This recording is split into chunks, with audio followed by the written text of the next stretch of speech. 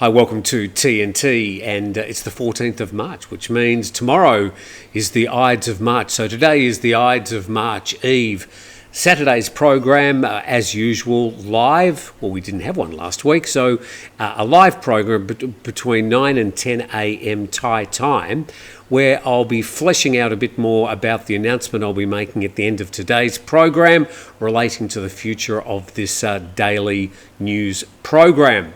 And also, we mentioned yesterday a topic that we're going to be focusing on tomorrow as well. So plenty to chat about. Hope to see you at 9 a.m. tomorrow.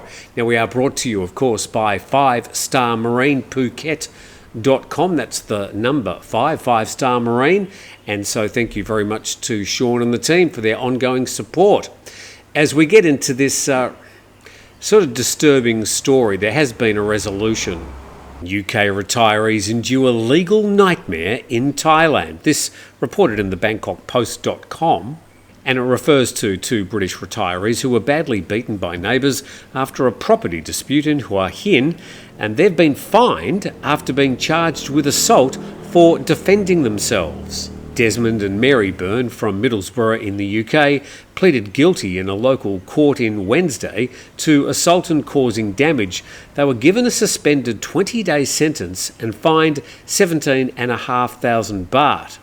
And they'd moved to Thailand in 2021 using £200,000 of their savings to buy a villa in Hua Hin. And a short while later, they returned from a trip to find builders working on their home and local residents saying they owned the access road. But in December 2023, events came to a brutal climax, and we'll discreetly get to some of that brutal climax a little bit later. This being YouTube, we do have to be careful with any violent content. But in the wake of this particular hearing, some comments. And the couple claimed that their failure to pay a bribe left them facing a court date and the possibility of jail time. And Mary told The Sun there was a long period of investigation in court because it was said we had caused contempt of court due to the coverage of our case. We denied it.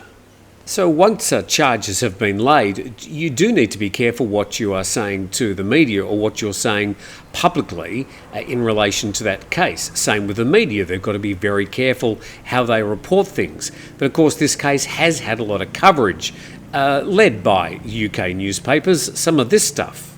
Retired Brit couple in Thailand beaten to a pulp by neighbours in driveway row, but now they are the ones facing prison. Now, there is quite an extended video, some of it particularly violent. This just gives you an idea of the scuffle that this younger couple was enduring on the older retired couple. More headlines. British old age pensioners beaten to a pulp in Thailand, found guilty of assault despite CCTV showing them being attacked in a driveway row. Now, regarding the coverage, most of it's been isolated to Thai and British newspapers. I'm not sure if anybody's seen anything beyond these particular newspapers, but I'd be happy to hear about it. And Mary said, "We just want to come home. It's like something out of a bad movie. We're already trapped like prisoners despite not being locked up. Our health has deteriorated and we've spent our life savings on this horrible ordeal." Now, there will be some more to say about this on tomorrow's program, but I too have to be discreet, but hopefully I might be able to add a little bit of dimension about how you might be able to avoid this sort of thing happening in the future.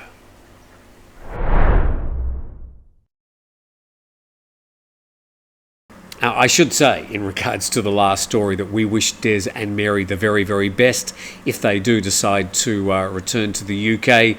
Bon voyage, but if you do decide to stay in Thailand, and I sort of hope that you do, then best wishes for the future either way. Now let's go to the casinos, and suddenly, out of nowhere, they've named where these casinos are probably going to be.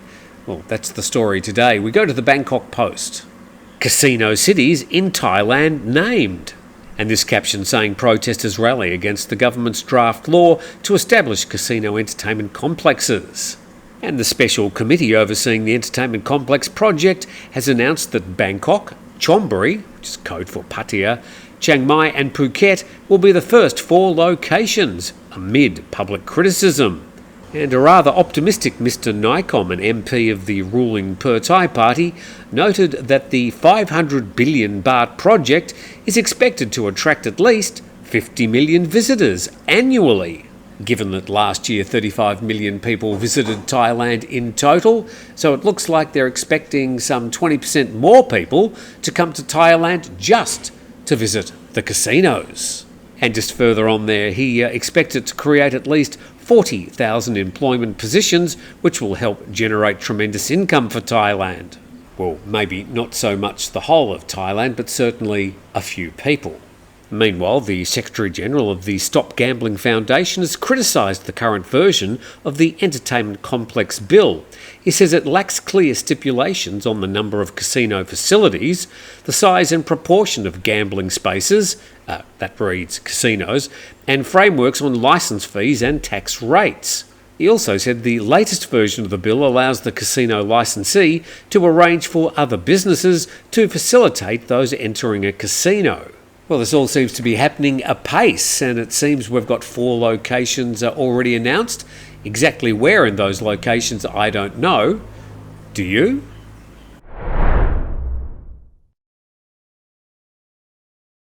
And just a very quick update on what's happening with these scam centres. It really is moving very, very fast, and not a day goes by where there aren't 5 or 6 different stories about some of these scam centres being evacuated. Let's go to this version in Khao English. It says China's received 450 Chinese nationals on March the 13th who were previously involved in or victims of human trafficking and scam networks operating in the Yatai and KK Park Phase 3 projects, all just across the Thai border in Myanmar. And repatriation will continue today with a total of 11 China Southern Airlines flights.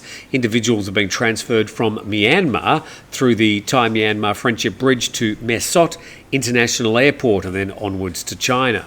And then we go to Shwe Koko, which was a hive of activity not a couple of months ago. And it says it previously bustled with activity, but it's fallen silent with numerous high-rise buildings now vacant and vehicles abandoned. Well, it doesn't say much for the developers in Shwe Koko who 2 months ago swore that there were no scam centres in that town. Well, somebody's been leaving that town in droves. As we go to Samui Airport and our award for the most clueless, stupid smugglers. And this headline, 5 people arrested at Samui Airport for attempted cannabis smuggling. And authorities at Samui Airport have apprehended 4 British nationals and 1 Malaysian in connection with an attempt to smuggle 144 kilograms of cannabis buds out of Thailand. And it all happened during a routine luggage inspection, although I bet my bottom dollar they were waiting for them. It says the cannabis, concealed in 7 suitcases, was allegedly destined for illegal markets in Britain and Singapore, where its street value was estimated at 15 million baht. And so there was 2 British men, Mark and Richard. They were caught with 85.3 kilograms of cannabis in 4 suitcases. And they were going to be paid some £2,000 for delivering the goods. And Peace and Esther Fakud were intercepted carrying 35.8 kilograms of cannabis packed in 2 suitcases. And then there was a Malaysian national, Tan Chik Tek, and he was found with 22.8 kilograms of cannabis in 1 suitcase. And he was going to be paid 6,000 ringgit, which is equivalent to about 45,000 baht. And where were they headed to? Singapore, where, as we've mentioned before, 500 grams of cannabis is considered a trafficable amount, and that will give you a short stay in Changi prison before you're hanged. So bad decisions all round there. Probably better that they were caught here in Thailand. And the article finishes with this. Thailand has recently decriminalised cannabis for medicinal and industrial use as of 2022. And that statement is absolutely correct.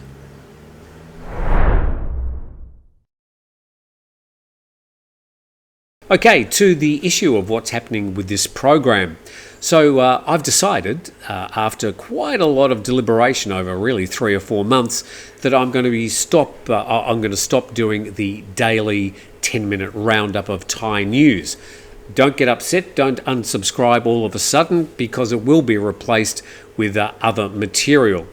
Now, this is all partly to do with the YouTube algorithm. It's all to do with the fact that I've concentrated all of my efforts on doing a daily YouTube program, whilst ignoring all the other social media, whilst ignoring the rise of things like shorter content, and also doing things other than news. So when a big story happens, I will get to a phone or a computer and I'll do an update there and then. You won't have to wait till the next morning. The stories that you need to know about, I'll go live as quickly as I can to bring you up to date with those particular stories. So you will get news content from TNT in the future that will continue. But we're also going to do some other content. I was going to start another channel to do that, but I've decided to do it on this channel instead. So you'll see TNT or me popping up on other social media in the coming months. We will do a full program all next week. So our final daily program will be next Friday. We can talk about more of this tomorrow morning if you wish. Don't be disappointed. It's really just me looking at the way YouTube works. Doing a daily live program is really a throwback to how I used to consume news when I was younger, and probably yourself as well. We'd tune into a program at 6 o'clock at night whilst sitting down and watching and having dinner. But those days are sort of gone now, and news is now much more instant, and we don't sort of have these daily news roundups. Well, some people still do them. I've been doing them for the past 6 or 7 years. But it's time to move on. It's time to take advantage of the opportunities presented by not only YouTube, but other social media. And I want to try and provide you with an up-to-date and relevant source of information about not just news in Thailand, but also some of the really positive things that happen here. And surprisingly, it's not all about drunks in Pattaya and Phuket. Thanks for watching today. We will be back tomorrow with our live program. Feel free to chip in about anything we've spoken about today, indeed about that announcement, and we do look forward to seeing you tomorrow.